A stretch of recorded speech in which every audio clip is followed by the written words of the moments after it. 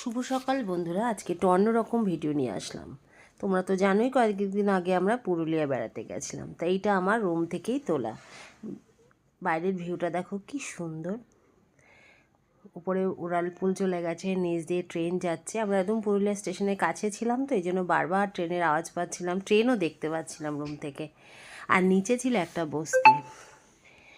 তো যেটা দেখলাম, এখানে মানুষজন খুব তাড়াতাড়ি শুয়ে পড়ে রাত্রেবেলা। সকালে দেখি ভোর 5:30 থেকে উঠে গেছে, এখন ঘড়ির কাঁটা বাজে 5:30।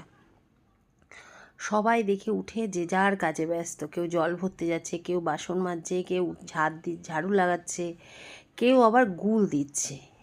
যেটা দেখে মনে পড়লো, ও আমাদের তো গ্যাসের সমস্যা শুরু হয়ে গেছে। কালকে দেখেছো তো কী নিয়ম। আগে তো 25 দিনের পরে গ্যাস বুক করা যেত, এখন আবার নতুন নিয়ম করেছে 35 দিনের আগে তুমি গ্যাস বুক করতে পারবে না।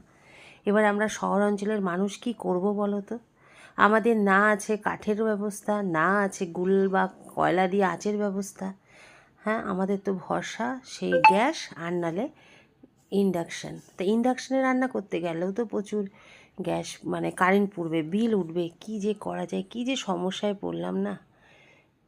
আজ শুধু আমার সমস্যা বলে না, সারা ভারতবর্ষেরই একই সমস্যা, এবং সারা বিশ্বেরই নাকি একই সমস্যা চলছে এই যুদ্ধের জন্য।